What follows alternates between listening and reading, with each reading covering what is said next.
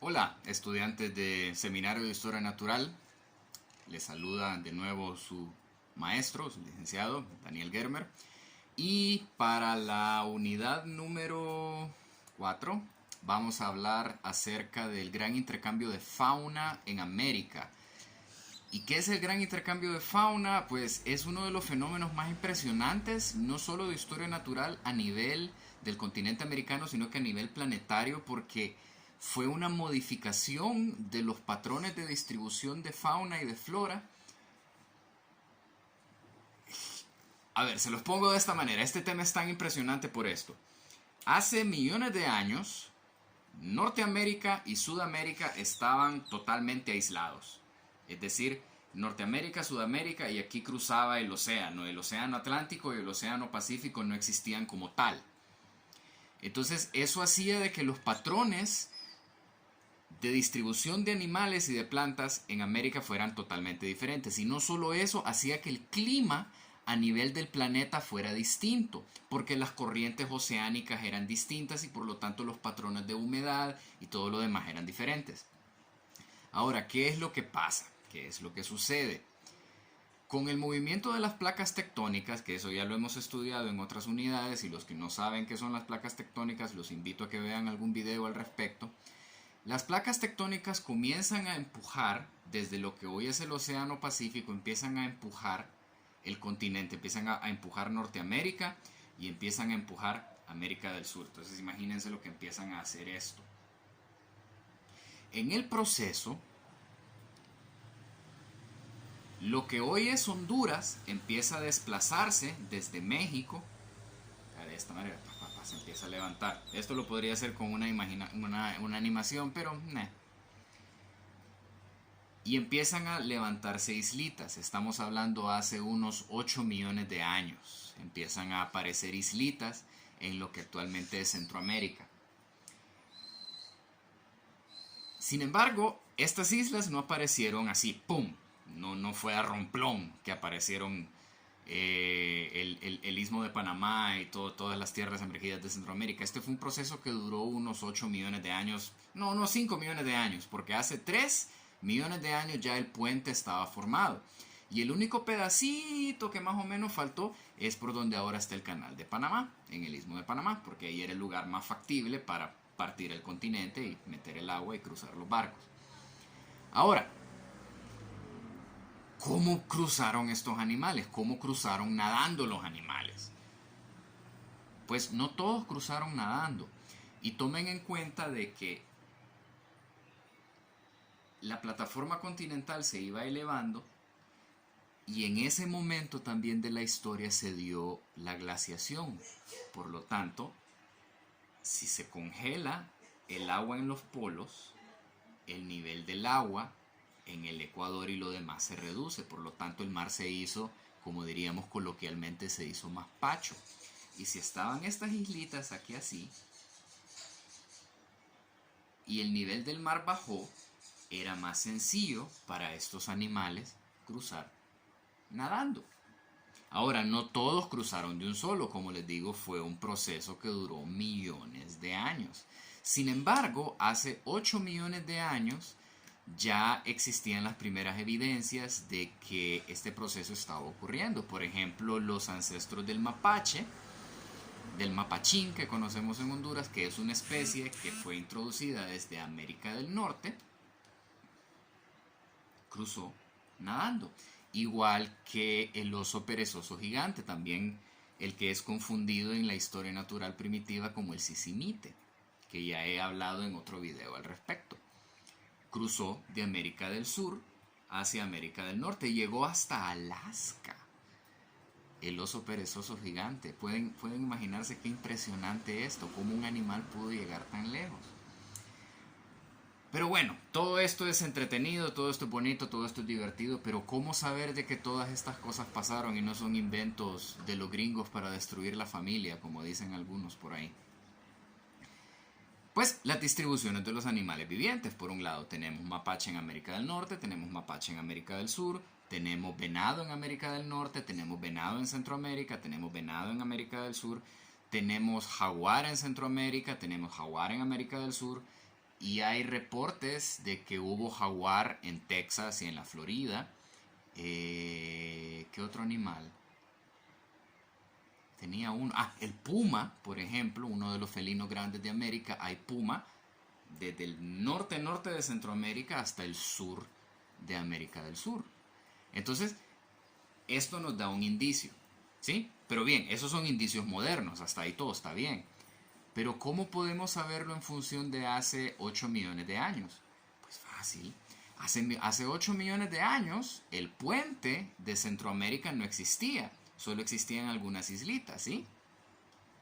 Pero tenemos fósiles de muchos animales con distribuciones de América del Sur presentes también, por ejemplo, en California o en Arizona. ¿Cómo llegaron esos animales ahí si no existía un puente? Pues de alguna manera tuvieron que llegar, ya sea nadando o pegando saltitos a través de cientos de años. ¿Por qué pensamos de que fue así? Los mapaches, ¿alguna vez ustedes han visto un mapache cruzar una quebrada, cruzar un río? Yo los he visto. Pueden cruzarlo. De hecho, son animales que les gusta mucho el agua. ¿Los osos perezosos alguna vez los han visto cruzar un río? Pues personalmente no los he visto, pero he visto videos de cómo los osos perezosos actuales vienen en una inundación y se meten y nadan. Es sencillo deducir, tiene sentido deducir de que sus ancestros hace millones de años también ya tenían estas capacidades, estas características para poder desplazarse. Ahora, se me fue muy para abajo aquí la cuestión. Ahora, ¿cuándo comenzó? Ya dijimos de que hace 8 millones de años, ¿sí? Pero ¿cuándo comenzó así en vivo, así en fuego, en fulgor?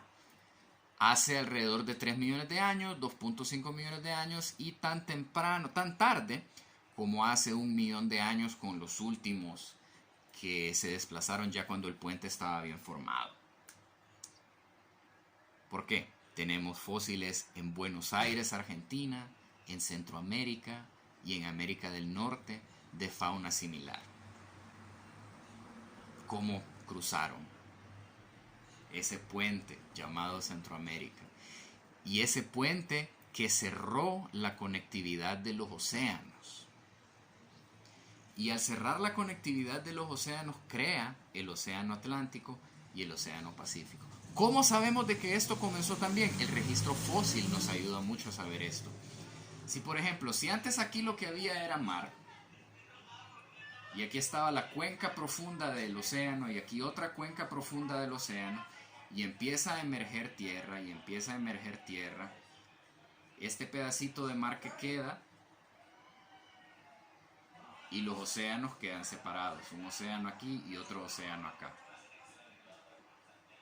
La divergencia de especies entre este pedazo del océano y este otro pedazo del océano, cuando esas dos especies empiezan a diferenciarse, y se empiezan a diferenciar porque sus depredadores cambiaron, porque el nivel de salinidad en el mar cambió, porque se tuvieron que adaptar a comer otras cosas, y la selección natural toma su camino.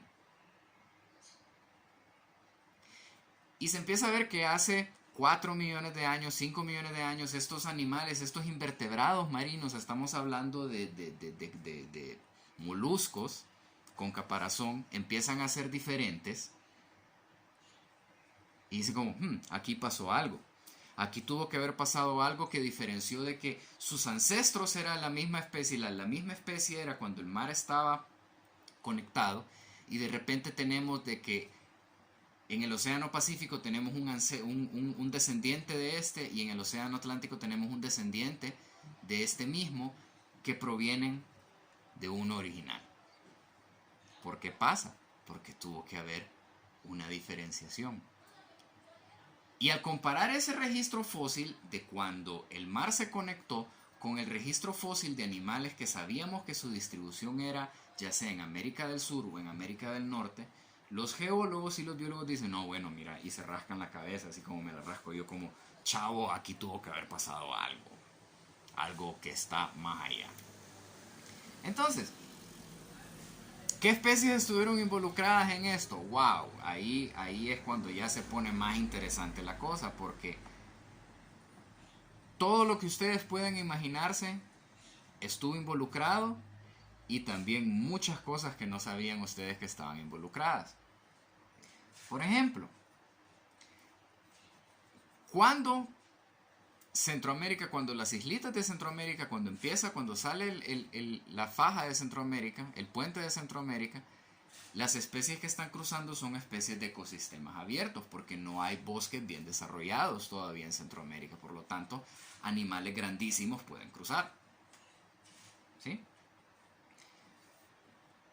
Pero con el tiempo, porque no solo los animales se desplazan, esto tienen que tomarlo en cuenta, las plantas se desplazan más rápido, porque las plantas tienen esa distribución anemófila, creo que es la palabra, que la semilla se la lleva el viento y cuando encuentran un lugarcito donde germinar, pues germinan. Y los bosques de América del Sur, ¿qué es lo que hay en América del Sur? Hay selva. ¿Qué es lo que hay en Centroamérica? Hay selva. ¿Qué es lo que hay en América del Norte? Hay pinos y praderas. ¿A dónde hay pino en Honduras? ¿A dónde hay pino en Centroamérica? El pino en Centroamérica llega más o menos hasta el norte de Nicaragua. En Honduras hay pino. En Costa Rica no hay pino. En Panamá no hay pino. Entonces vean también cómo la distribución de las plantas tuvo que mover mucho en esto.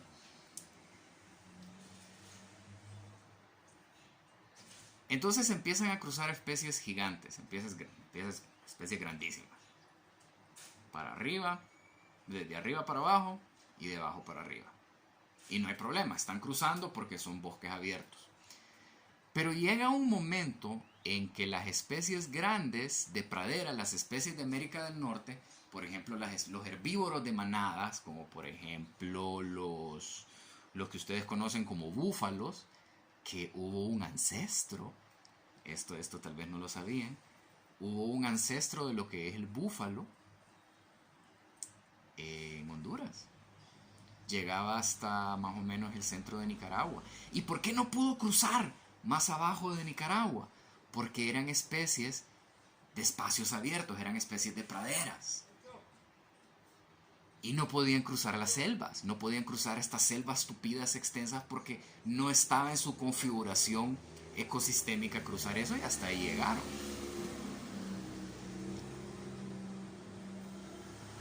Como les decía hace un rato, todos los animales que ustedes imaginan que existen, los ancestros de los animales que existen hoy en América estuvieron involucrados en este proceso. Por ejemplo, ustedes conocen, digamos, los que cruzaron de Norteamérica a Suramérica, los conejos, las ardillas, los felinos vienen de América del Norte y se establecieron mejor en América del Sur. Ya vamos a hablar un poquito por qué de eso. Las nutrias y los comadrejas, la familia Mustelide, que son animalitos muy carismáticos que le gustan a las personas, porque la verdad son bichos bien bonitos. Los mapaches, los mastodontes, que aquí quiero hacer énfasis en que el mastodonte no es el mismo oso perezoso gigante. Aquí el mastodonte es algo muy similar a un elefante, algo similar a un mamut. Los que vieron la era del hielo, pues se pueden hacer la idea, pero el mastodonte no es un oso perezoso, el mastodonte es un animal con colmillos y un mastodonte. Las llamas, porque ustedes conocen que en América del Sur están las llamas, las alpacas y los guanacos. Todos estos animales entraron por América del Norte hacia América del Sur. Y los venados, el venado cola blanca, el ancestro del venado cola blanca, entró a América por el estrecho de Bering hace millones de años. Y vean que de América del Sur cruzaron a América del Norte otras especies, como, y este fue de los últimos de hecho, el guasalo, que se lo comen en sopa en algunos lados, los cuzucos o armadillos, los osos perezosos que ya habíamos hablado, los monos, roedores grandes como la guatusa, el tepezcuintle y el capibara, las aves rapaces gigantes, por ejemplo, un ave que se llama titanis, que imagínense que si un hombre de este tamaño, Titanis era de este tamaño.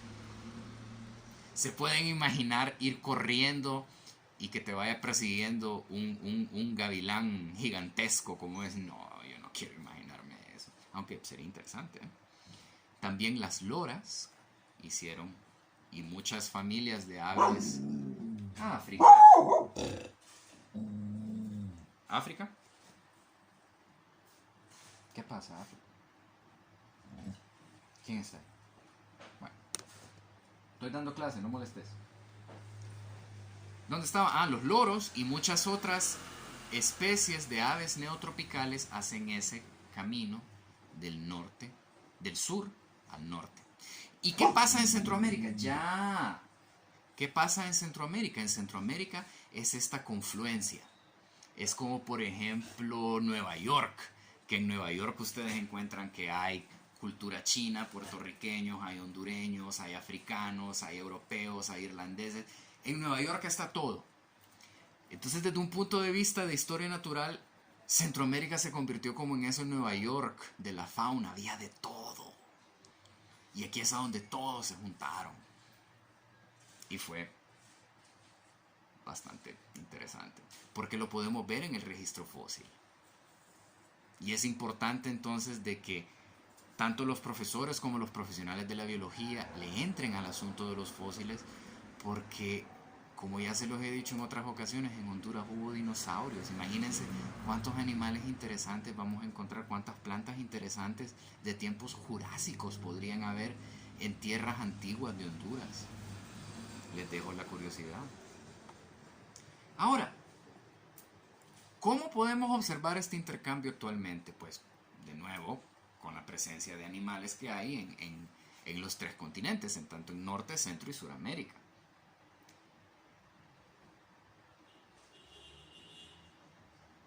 Pero aquí pasa algo interesante. La mayoría de los animales que cruzaron de América del Norte a América del Sur se adaptaron. Vean el caso de los felinos. Hay muchísimas especies de felinos. Solo en Honduras hay 5 especies de felinos. Se extinguió uno durante este intercambio, el tigre dientes de sable desaparece. ¿Por qué desaparece? Porque este era un depredador súper especializado en presas grandes. ¿Sí? Tenía estos dientes de sable precisamente para poder atacar a animales muy grandes. Sin embargo, otros de sus ancestros estaban mejor adaptados para alimentarse de otro tipo de presas. Presas quizás más fáciles de cazar. Por ejemplo, ¿qué va a ser más fácil? Ir a perseguir... O se los pongo de esta manera. ¿Qué es más fácil? ¿Ponerse a cocinar o comerse una Whopper? Bueno, no, tal vez una Whopper no es el mejor ejemplo. Pero ¿qué es más fácil? ¿Cocinar, pegarse aquella gran cachimbeada haciendo comida o comerse, no sé, algo más fácil? Pues comerse algo más fácil. Por lo tanto, cazar presas pequeñas era más funcional que cazar presas grandes porque eran más difíciles. Ahora, las especies que cruzaron de América del Norte a América del Sur, a la mayoría les fue bien. Algunas se extinguieron, pero dejaron suficiente legado para poder continuar, convirtiéndose en otras especies. Sin embargo, buena parte de las especies que migraron de América del Sur a América del Norte, no les fue tan bien. Definitivamente no les fue tan bien. Y tiene que ver, en este caso, un evento que fue consecuencia de la aparición de Centroamérica, y fue la era glacial. Con la aparición de Centroamérica, los patrones de humedad en América del Norte cambian, y esto produjo un cambio climático más o menos súbito, tardó varios millones de años, no es como ahora que son más rápidos, y con esto, pues, Norteamérica se congela, y con ello desaparecen muchísimos de los grupos que emigraron de América del Sur a América del Norte.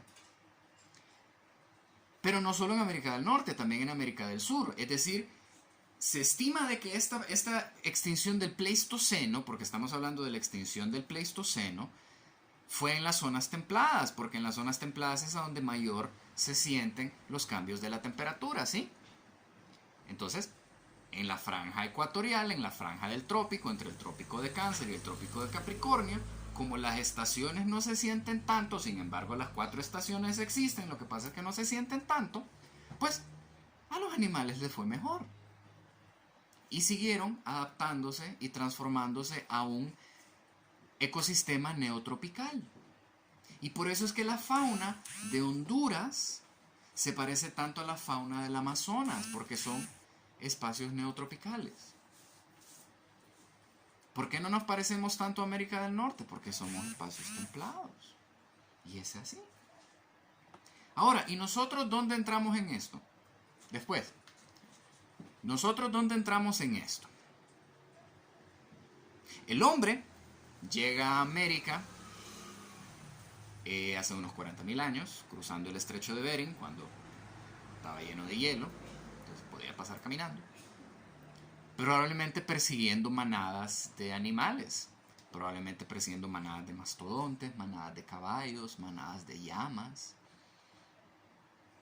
Y aquí es a donde se pone curiosa la cosa. Los seres humanos ayudamos, asistimos a la extinción de la megafauna del Pleistoceno. Probablemente sí, pero no solo nosotros, porque también se estaban dando otros procesos biológicos que incidían en la pérdida de especies.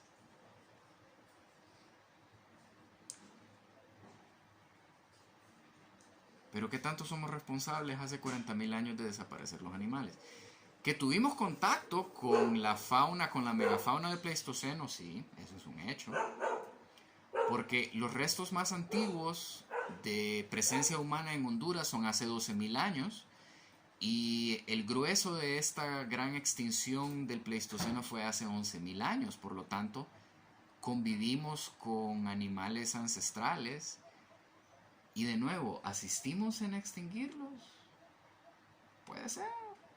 O puede que también estaban destinados a perderse porque un animal de tamaño gigantesco es un poco más complicado que logre su alimento que un animal de proporciones más pequeñas. Porque vaya, háganse la idea de que había un cuzuco hace 3 millones de años, había un cuzuco como del tamaño de un carro pequeño. Para un animal de ese tamaño actualmente sería un poco complicado vivir.